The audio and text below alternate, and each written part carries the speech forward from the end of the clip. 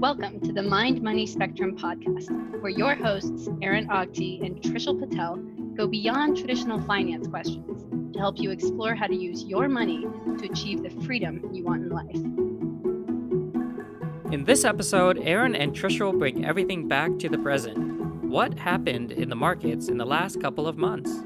Has the coronavirus curve flattened yet? What were some of the strategies and tactics they implemented with clients?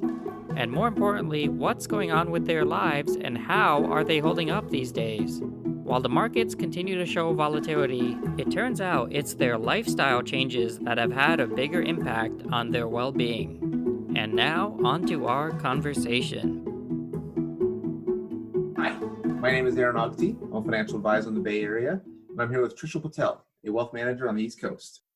Hey Aaron, great to be here today, and thanks everybody for listening. Pretty good to be here as well. I'll explain why that is later, but thank you as well for everyone listening today. The last couple weeks, we had tried giving you the dates of when we recorded so that you had some context. We were trying to describe how do we feel when markets are dropping? Do we do anything? How do we react? And is there any advice? We also talked about volatility and just how to interpret that. Is there anything that is there any actionable advice based on that?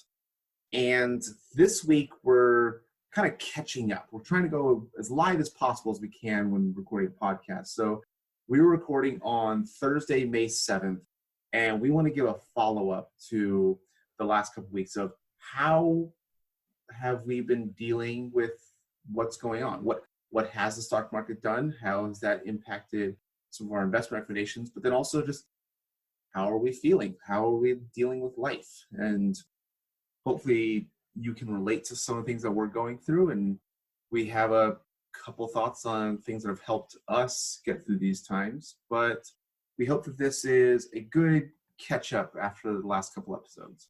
So Trishul, do you mind getting us up to speed? Since we recorded on the beginning of March, I think it was March 4th, to now, what has happened with the stock market? And then we'll get into kind of how are you feeling about that? When we had first looked at the performance of the stock market, this was about a week or two into the turbulence and all of the mess that we've saw, and the market was down around 12%. So at that time, we noted that when other correction type events have occurred with other viruses in the past, that's about what the market had seen. But we also related that we didn't know how bad it was going to get and whether it was going to turn into a depression very quickly or whether things were going to slowly get bad and then take a very long time to recover, or that things would just kind of snap right back such that everybody thinks that this has blown over pretty quickly. So we didn't know, but what we also said is that we weren't too worried because we had kind of done a homework with our investment strategy, which kind of said the best route is to stay the course. So now that we're about 2 months later, here's kind of what's happened. Things actually got a lot worse.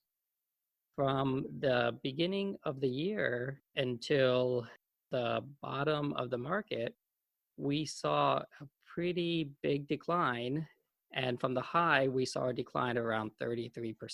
The high was around February 19th of this year, 2020.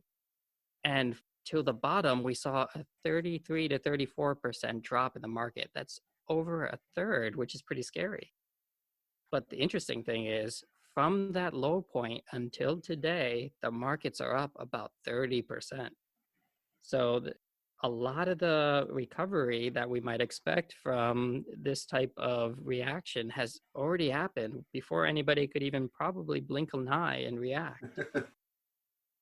Now, I just want to point out a few things. So I said we're down 34% and the market's up 30%. That doesn't quite mean we're only down 4% from the high. We're actually down 14%. And that's just how the math kind of works when you talk about returns. I don't want to dwell on this too much, but just so everybody knows, a very simple example of why this is the way it is if the market drops 50%, meaning you have $100 and it drops to 50, to get back from 50 to 100, you don't need a 50% return. You actually need a 100% return. You got to double. The 50 has to go to 100. So that's why when you fall, you need to go back up a greater percentage to get back to where you started, especially if you fall a lot like we just did. So with that math, if my $100 gets a negative 50%, it goes down to $50. If I get a positive 50% on that 50, it only goes up to 75. I need to get that 100% return and actually double money to get back to my original $100. So I need, in this case, negative 50, I need a positive 100 to get back to even. Right, that's right. So what we're seeing here is we're down about 33%. So we need about 50% to get back to where we started. And we're about 30%. So we've come a good amount, and we have to just get a bit more to make things even. But the main point is that if people had maybe got really scared around that time, they were listening to, or we recorded our first podcast when the markets had fallen very quickly and they jumped to the sidelines and they missed this rebound, they would have created a pretty big hole that might be almost impossible to recover from. The other things that I look at, so I think I mentioned last time, I tend to look at the 1 year trailing number. So it did get to, at that worst point, down to about negative 17 on a 1 year trailing. But if we look at it now, the 1 year trailing number is about -1, -2 on the S&P 500. So it kind of speaks to that same idea that when it feels like it's the absolute worst, that's tends to be the wrong time to try and sell. Yeah. So what we're kind of saying here is the way you might handle these things is first, before the market crashes, you set up a right allocation to match your risk profile. And then when the market crashes, you ride it out. It's the whole notion that you don't want to be looking around for insurance or what to do when your house is burning down. You want to come up with a strategy before the house catches on fire, something that'll make sense for when that house burns down. You don't need to panic. And that's kind of what it is when you're thinking about an asset allocation strategy for your personal portfolio. You want to come up with something that matches your risk tolerance and your investment horizon so that when bad things happen, you've already positioned yourself in a way that makes sense so that you can ride out the turbulence. I agree with that. I'd say in addition to asset allocation, this is where sound financial planning comes into play. There's a couple really good examples for two clients. One, they have been looking to buy a house for a while. And so about middle of last year started to get really serious. So we moved about $400,000 to cash middle of last year. And just hearing that might sound like, oh, we had perfect timing on the market, or at least we got really, really close and they have a huge cash position. But the point was, it was oriented to the goal and the time frame. They, even though the market dropped and all their retirement accounts have dropped dramatically, their money that they need to buy the house is sitting in cash. It's kind of doing exactly what we wanted to. We made sure in advance to protect against the downturn so that this stock market downturn does not impact their goal of being able to buy a house. On the other end, I have a couple who is starting retirement. They have been taking out a kind of aggressive withdrawal rate, and the returns they've been getting over the last few years had supported this, but we had planned in advance and they were aware that, you know what, you're probably taking out a little bit too much per month. It's okay now, but if there's a downturn, we're going to have to make an adjustment. And I want you to be prepared for that. So we have set aside a decent amount as a cash reserve, but they knew that that kind of extra money they were taking out of their investments on a monthly basis couldn't be tied to the necessary expenses. This was kind of extra discretionary money. And so when I had a meeting with that last month, I said, okay, this is happening. It's time to reduce your withdrawal rates. So we actually cut the withdrawal rate by 25%, and they had no problem with that. Because we had planned for it in advance, they knew to expect this. And those were the kind of two financial planning success stories going through this that I like to share, that yes, asset allocation is very, very important. It's also having a plan in place for when these types of downturns happen, because it's never the case of if, it's always just the case of when.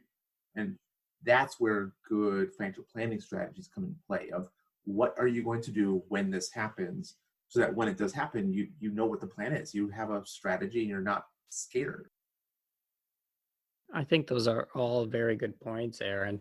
We also touched upon a few things that somebody might do from an investment standpoint, not because they're scared, but because they can take advantage of lower prices in the equity markets.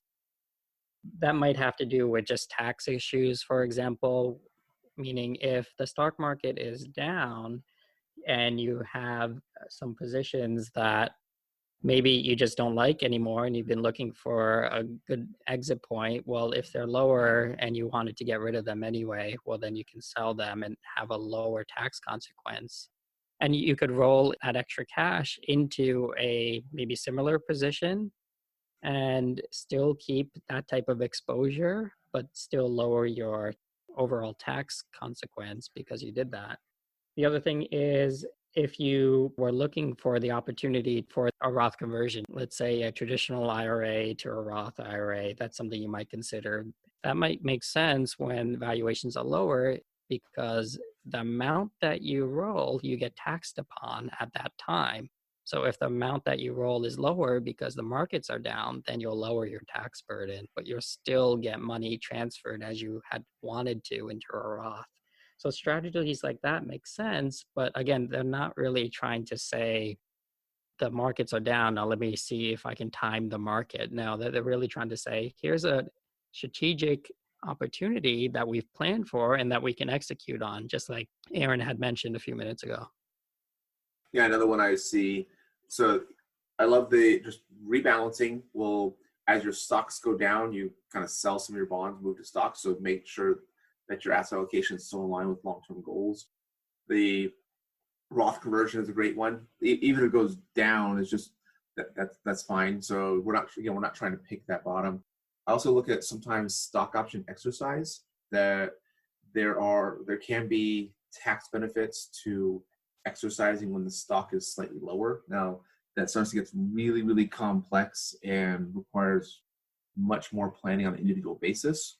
But it's just another example that there can be opportunities to take advantage of, along with the Roth conversions, rebalancing, and tax loss harvesting, which is another thing I did do for a couple clients, where we were able to generate capital losses at that time when they're down, so that when it comes to tax time next spring, that their tax bill, the actual money that they're paying, will likely be lower. Either it's going to offset gains that they might have had, or they can offset a small amount against ordinary income. So I do like looking for those strategies and opportunities to take advantage of in these times. Right. Yeah, these are all things to consider. And it's not often you get a free lunch, in quotes, from the market. And it's really not often that you get it from trying to outsmart the market. But this is really just taking advantage of how the rules are set up with either taxes or how the mechanics work with the market itself. It's not really trying to outsmart the market. It's just doing, as Aaron said, just sound planning and sound strategic investing. So are there any other strategies that you implemented for yourself, or tactical opportunities that you took advantage of for clients that you can think of?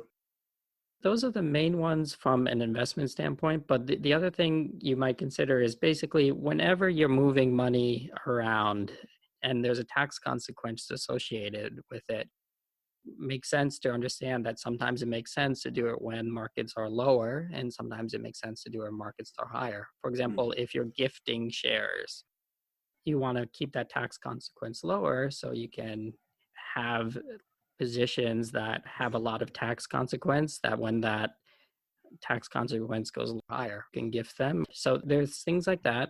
But the other thing I might mention is also there are other advantages that have come out just because of this particular pandemic that we're seeing from the government. And these relate to something known as the CARES Act.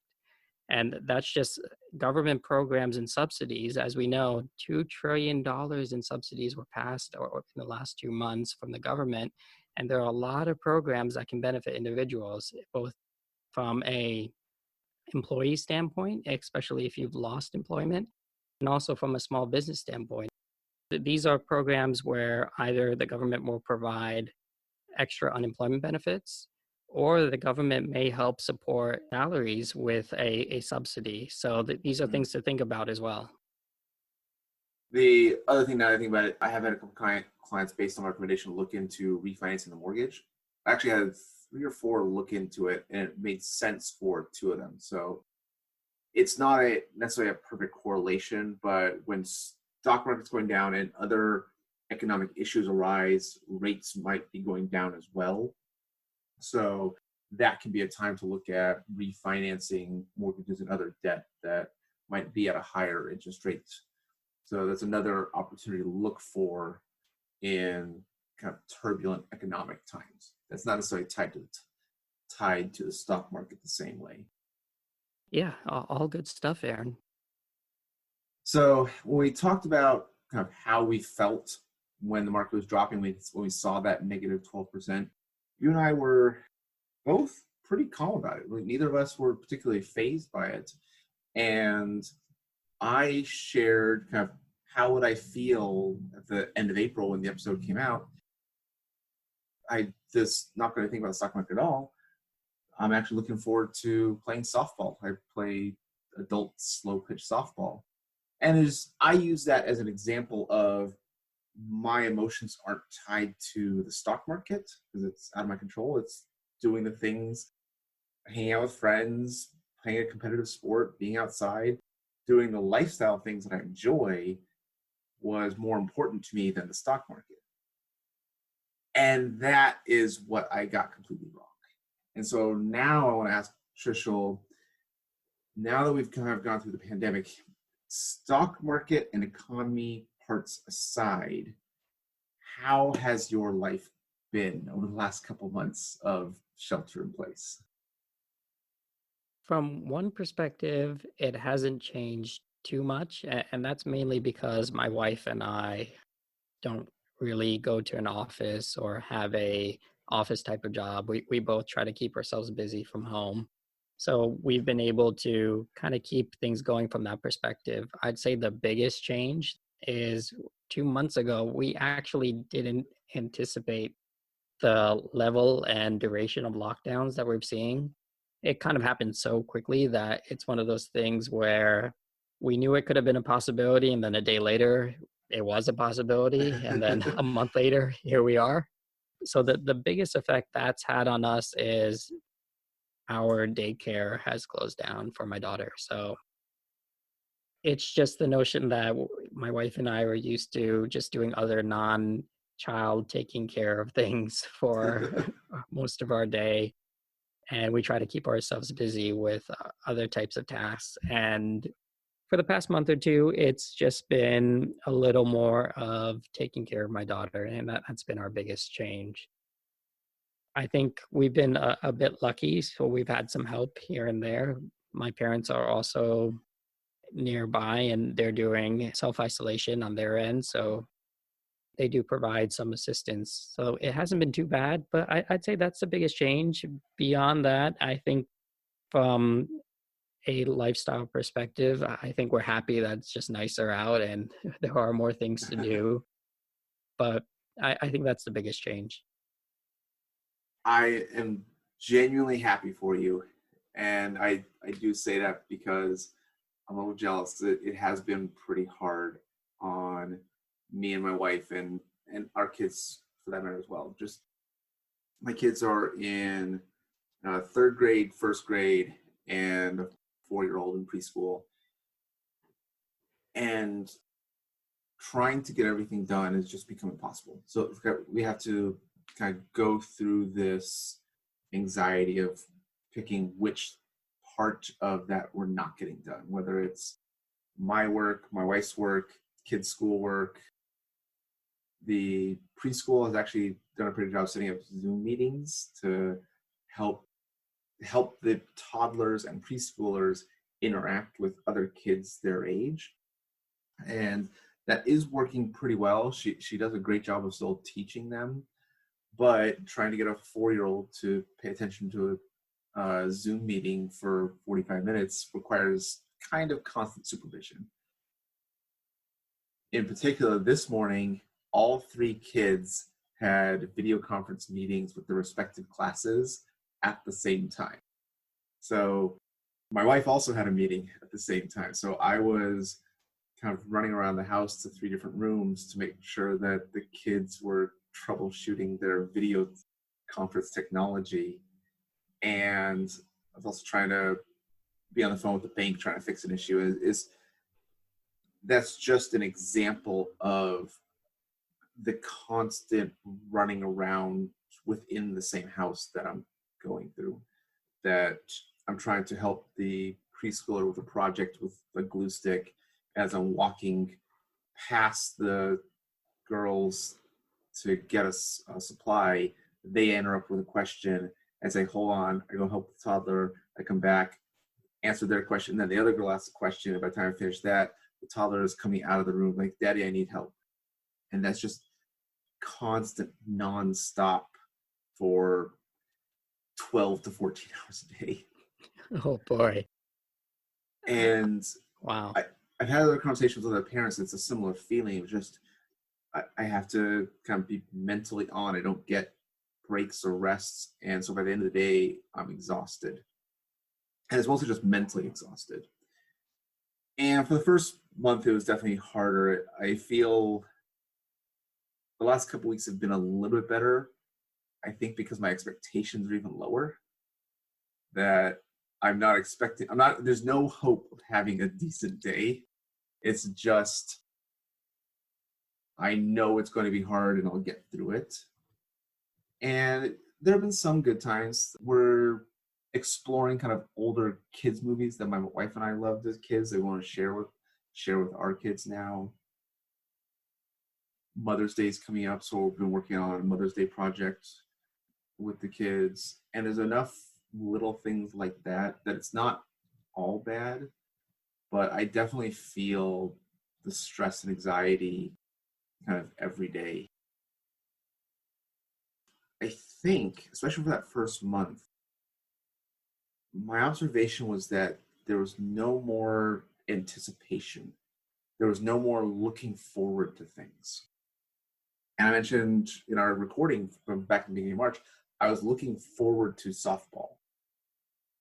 We were actually planning a trip to Disneyland for the spring break, so I was looking forward to this. And once the pandemic hit and shelter in place, especially because there's no kind of end in sight at that time, that loss of anticipation ended up being harder. And I found anytime I can add something I'm looking forward to, it helps get through the days and weeks. So now on Friday nights, friends and I have a Friday night Zoom call where we do Jackbox games, and we're all in different cities. So it's been something that I now look forward to, and that's definitely helped. And I will try and go for a walk and sit in a friend's driveway and have a social distance conversation. And that has helped well. The conversation itself helps a lot, but also that feeling of looking forward to doing something that I enjoy. That's another thing I've noticed that has really helped in the last couple of weeks.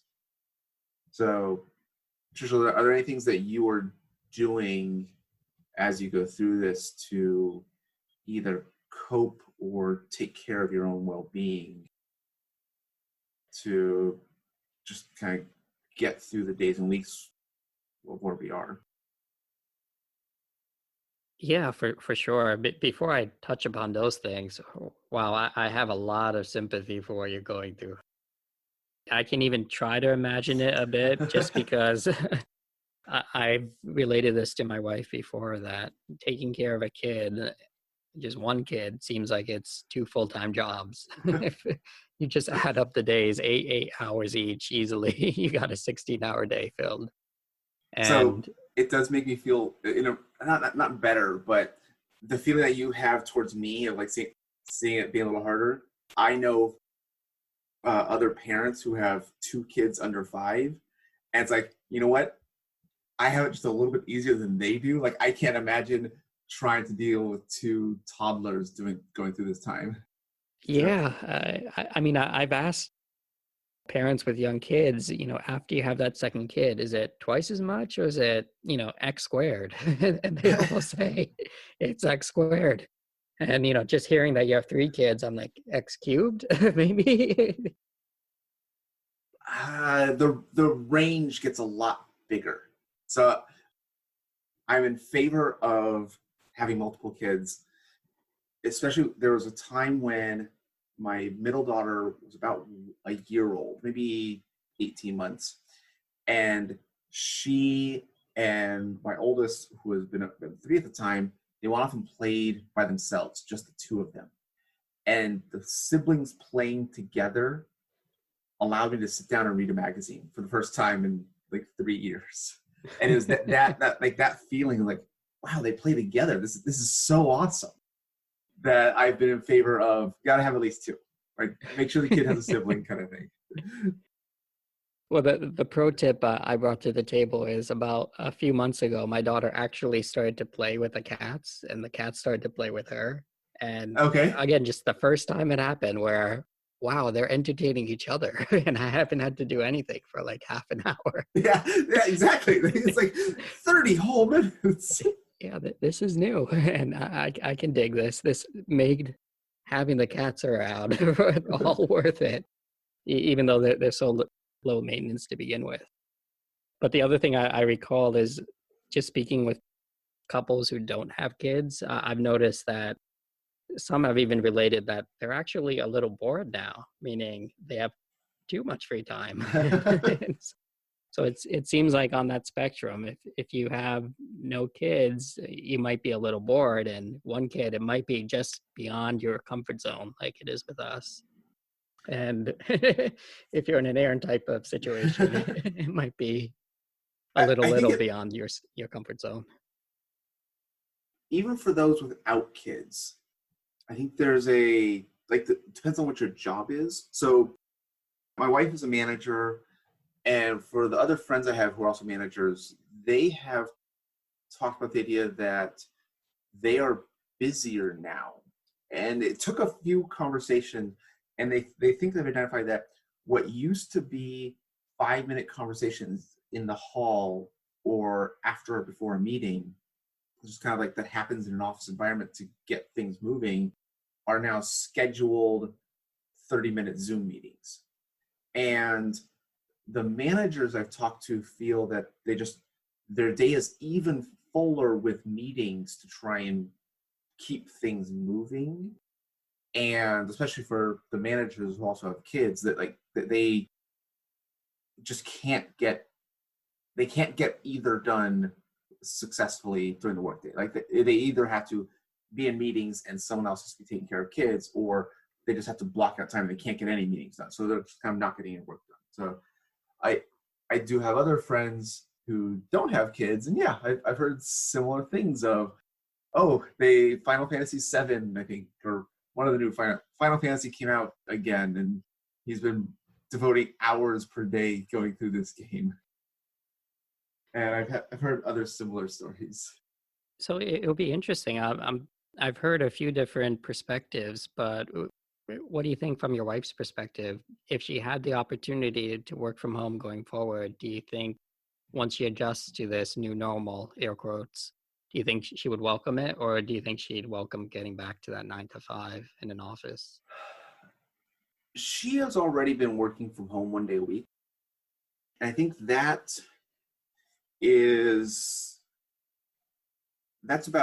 think that she still sees that as about right. Big thing is, once kids are back in preschool and school, when she's working from home, the kids aren't home as well. That's been kind of the harder part, especially with just the more kids you have, the more questions you have. Like anytime Jessica and I, my wife, tried to pause and hug each other, just like de-stress for a moment, inevitably we get literally 30 seconds before a kid comes to ask us a question. This happens so consistently. It's like they're waiting until they see us not talking to come ask the question or something like that. So I think if the kids were in school, she might be open to working from home maybe 2 days a week.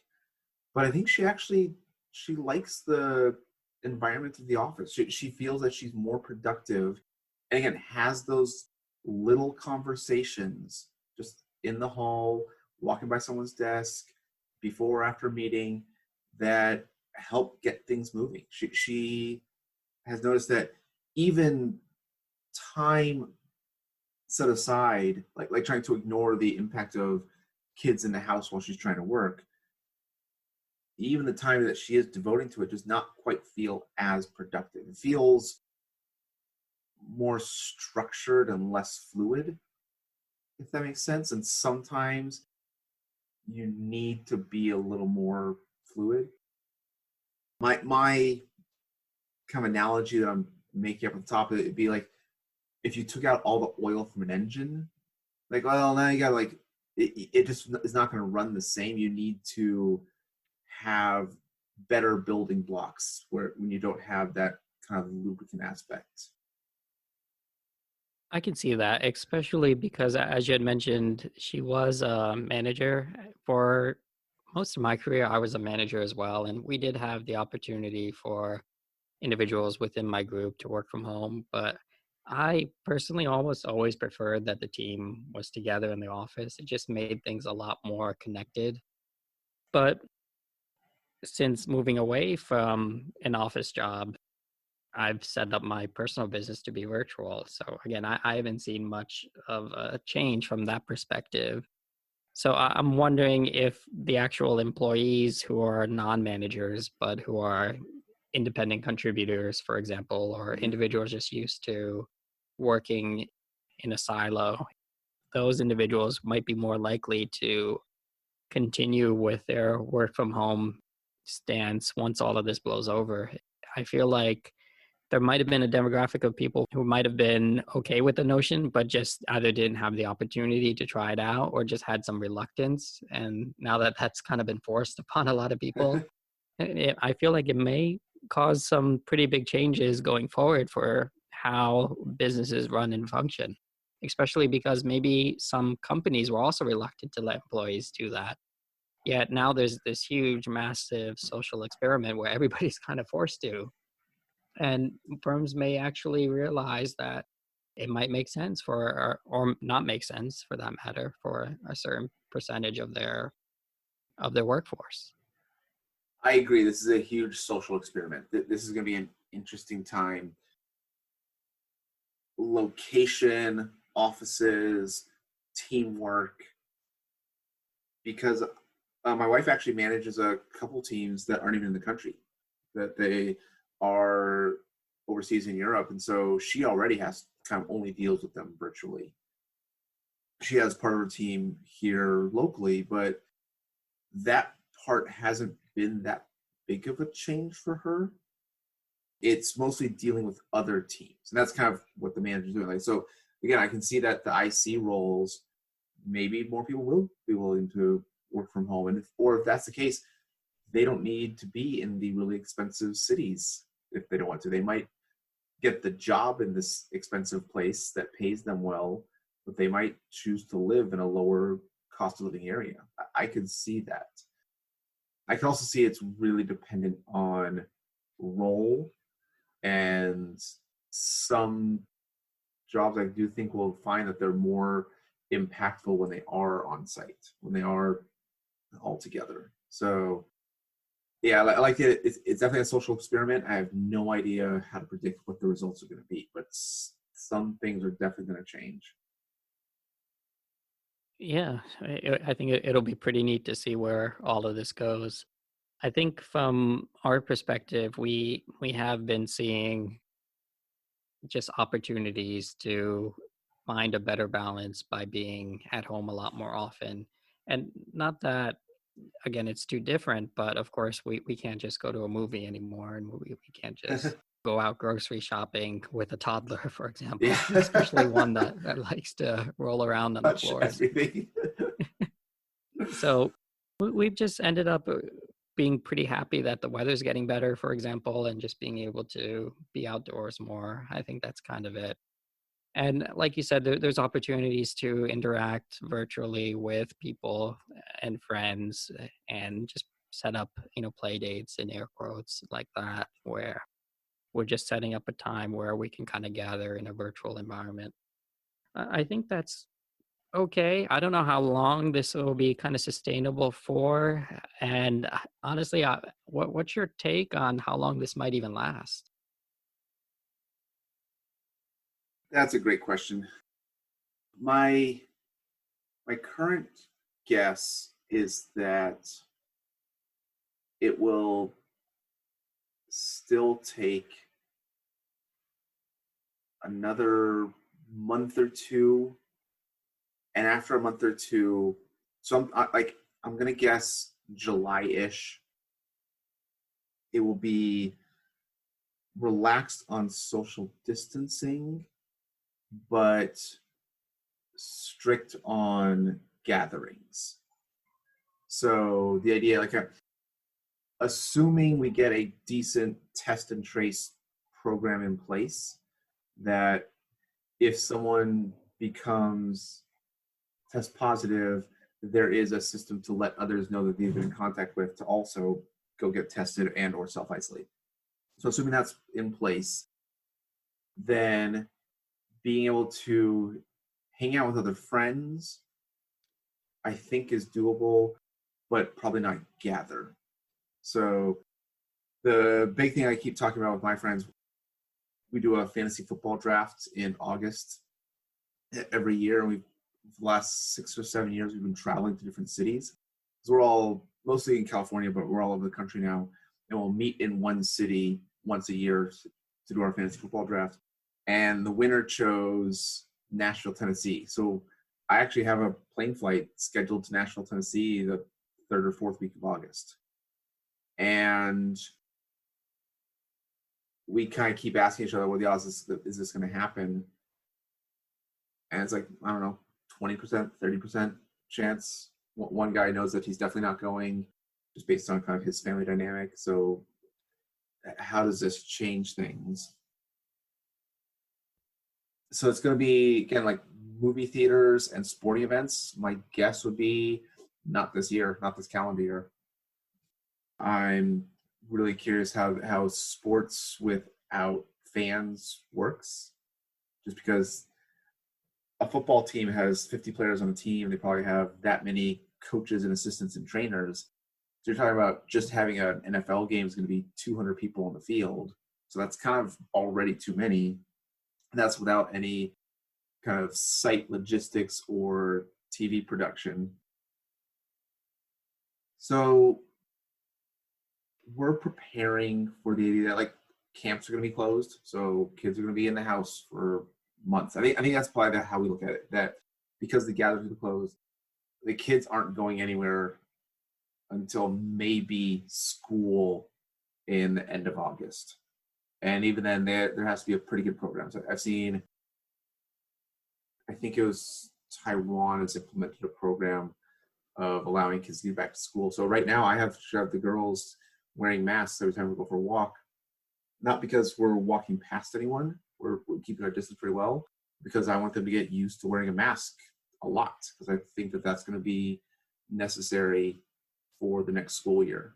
But that's just my guess. I think on the positive side, something that I have noticed is, one, I'm sleeping pretty well, so I don't have to get up and get the kids out the door on time. So I'm sleeping pretty well. And I've also noticed that I take extra time in my personal morning routine. So I do a little more stretching, kind of some yoga poses. I do push-ups and pull-ups in the morning. So that has really helped my own personal well-being. And I could see that continuing, but I don't know when I'll be able to play sports with a team again. So that'll be something I miss. What about you? Is there something that you're doing for your own well-being, and then how long do you think you're going to keep doing that? Or how will you be forced to keep doing that based on our current situation? What I started doing about a month or two ago is I started picking up running, and I figured, well, this will be good. I can do something outdoors, and we have a running trail right behind the place where I live. After running consistently for 2 weeks, I quickly hurt both knees just because it's been a decade since I had actually run at any sort of level. So I've been recovering for the past few weeks, but I started running again last week. But I think that'll be something that I can keep up, and it'll be something that I probably wouldn't have considered too heavily until all of this happened, which if I can form a habit out of it. So what I kind of say to myself is I can do something consistently for 3 months, then I think it'll be strong enough for me to maintain on a go forward basis. I've heard 8 weeks is a good amount of time, but just, add an extra few weeks. That's a good habit that I'm trying to form for myself. And the other thing I picked up is, as you mentioned, you're doing some stretching and yoga. I'm doing something similar. I found some toddler yoga, so I get to do that with my daughter now, and that'll be a good activity that we can kind of do together in addition to the running. I've done I think it's Cosmic Kids. It's a British woman does storytelling. Yeah, yep. I've done that with kids as well. So we've done Harry Potter and Star Wars stories with yoga. Right. So I've enjoyed that when I can find time. So if I can get the 4-year-old to rest, I might do the yoga with the older girls. They've gotten their schoolwork done. I think it's just a matter of adjusting to what might be a new normal for a good amount of time. As you mentioned, there's a lot of uncertainty here. I've heard accounts of what we might actually see until there is some sort of herd immunity built up within the population or a vaccine that's suitable is we just might see a up and down roller coaster of, okay, now everything's locked down. Well, okay, now things are a bit better now. Let's open up a bit. Oh, nope, things are bad again. And let's lock down again. And, this might continue for a good amount of time. So I think having these sort of longer term goals and strategies might make sense. Yeah. It just keeps coming back to kind of the stock market I don't care about. But how's your life? And that's been a harder time. It's not been the hardest, but it has not been easy or particularly enjoyable. I'm exhausted every single day. Yeah. Hang in there, and it gets better. See, we assume that eventually. You just got to survive. I think even just putting it into some perspective, there's been a lot of stuff that people went through with the Spanish flu in 1918. There's a lot of people who lived in war-torn countries where not only did they have to stay at home, if they had to venture out, they might get shot. And there are these places around the world that still have these types of concerns. So from a few perspectives, at least I feel like there is a light at the end of the tunnel. This might not be a decade-long experience. And I think planet as a whole will come out better for this, but it's just something that it's going to be really tough for the next year or two. And my wife and I talk about how we try to be conscious of how fortunate we are. We both have careers that we can continue from home. We have a backyard, so our kids can play in the backyard. And those two things alone put us above and beyond so many other household situations where my sister's a nurse and her husband's in the military. So they are having a variety of issues. I know a few others who have been laid off because they're in construction or in a trade or repair, there's no construction work. So I do take solace, and my wife and I try to remind ourselves that just being able to continue to work, we're all healthy, and all of our family is still healthy. So we feel really fortunate for that. We have the backyard, and just how lucky we are. So we try to be grateful of that. And for others, kind of everyone has their own challenges and difficulties, and we can handle ours and deal with ours. But talking to other people and kind of getting our emotions out has definitely helped as well. I agree. It sounds like just keeping a good perspective and just doing our best to take things one day at a time is the best we can do. Yep. So I hope everyone else is able to find the things that improve their lifestyle, even whatever it can be at these times. So try to find something to look forward to. Schedule something in advance. I've been doing a lot of kind of virtual coffees, virtual Zoom meetings with friends and colleagues that I normally would have met for coffee. So now we're going to do it virtually. So I've been trying to do that. And I find I'm looking forward to these things. That if I schedule something a week or two out, that anticipation adds enjoyment to my day. I can feel it. It feels better.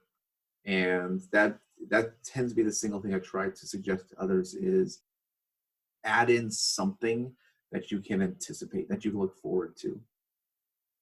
Early on, it was when movies were coming out on Disney Plus. So Rise of Skywalker and Onward, when we actually found ourselves looking forward to when those became available. So that if you can find that anticipation, it helps. Is there anything that you are looking forward to in the next week or two?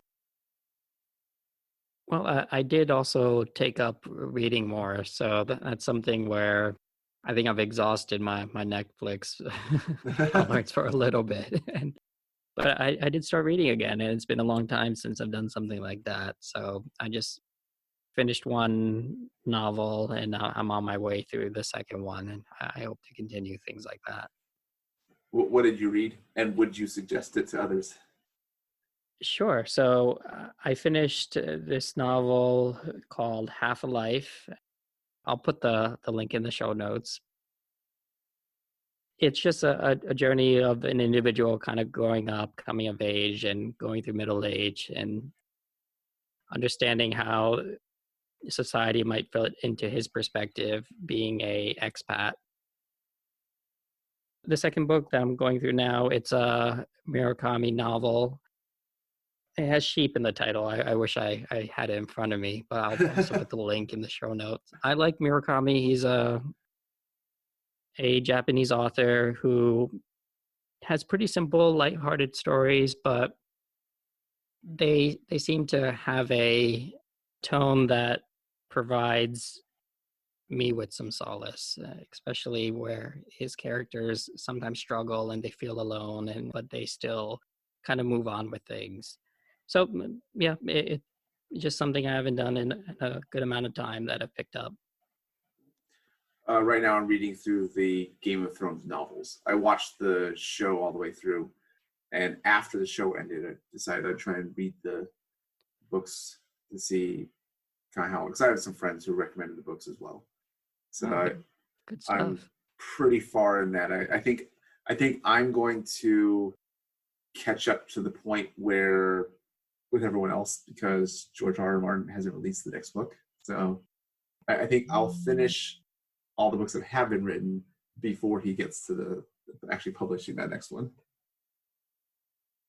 That's pretty neat. I'll be interested to know at some point how different they are from the actual series on TV. Especially early on, the first few books, they stay pretty true. Both the show and the books are really, really well aligned. So we'll have to see how it wraps up when he actually eventually writes them. But neat. It's good talk today. I appreciate the mini therapy session, Trishul. Thank you. All good. I enjoyed this one too, Aaron. And thanks everybody for listening. If you're enjoying these, do subscribe to our podcast on your favorite podcast provider. And take care. Thanks. Bye. Okay, bye. We appreciate you joining us today for this episode of the Mind Money Spectrum podcast. Be sure to visit mindmoneyspectrum.com to access the entire library of episodes. Remember, it's not black and white, but the wide spectrum of gray area where you get to pursue the freedoms you want in life. Opinions voiced in this material are for general information only and are not intended to provide specific advice or recommendations for any individual. All performance referenced is historical and is no guarantee of future results. All indices are unmanaged and may not be invested in directly. Have a nice day.